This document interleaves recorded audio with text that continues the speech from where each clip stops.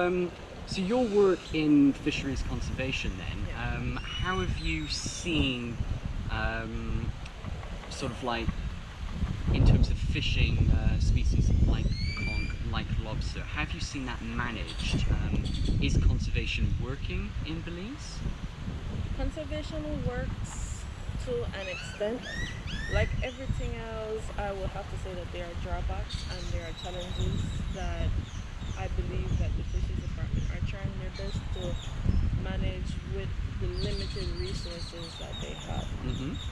When it comes to the spiny lobster, I can say that that is one of that is the biggest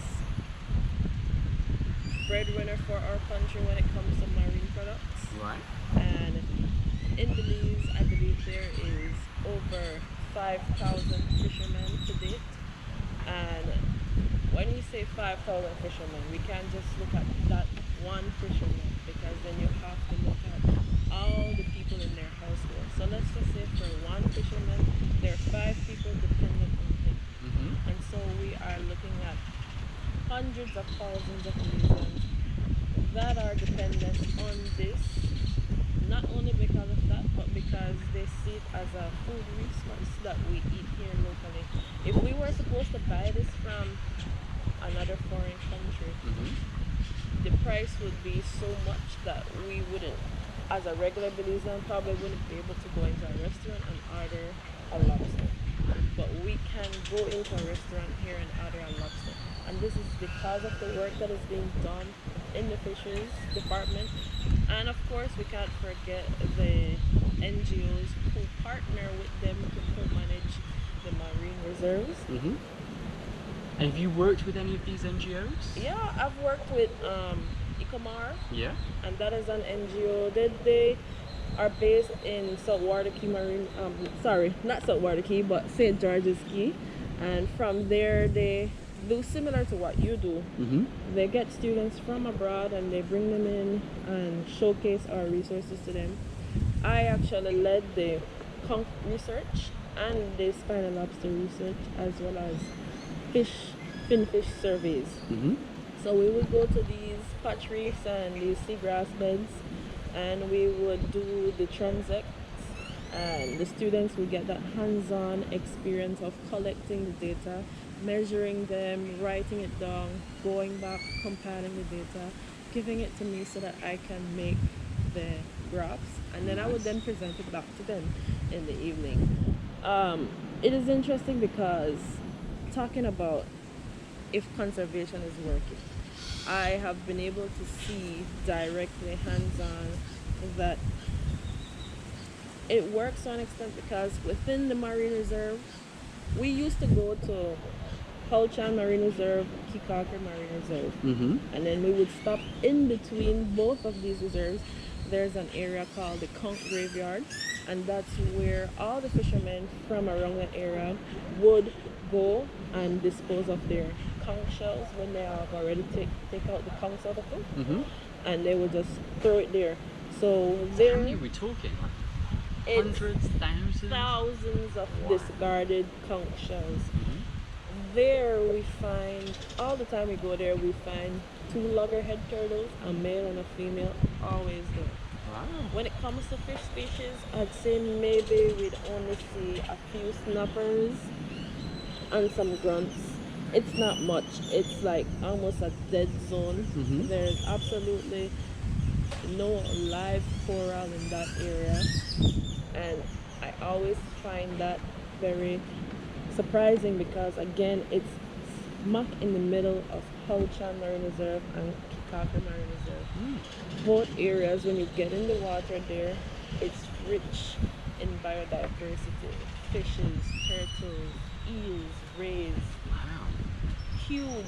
I've seen the biggest muffin snapper in my life Yeah? at Hulchan Marine Reserve. I mean, it's huge. But then we go to Conch Graveyard and there's barely anything there.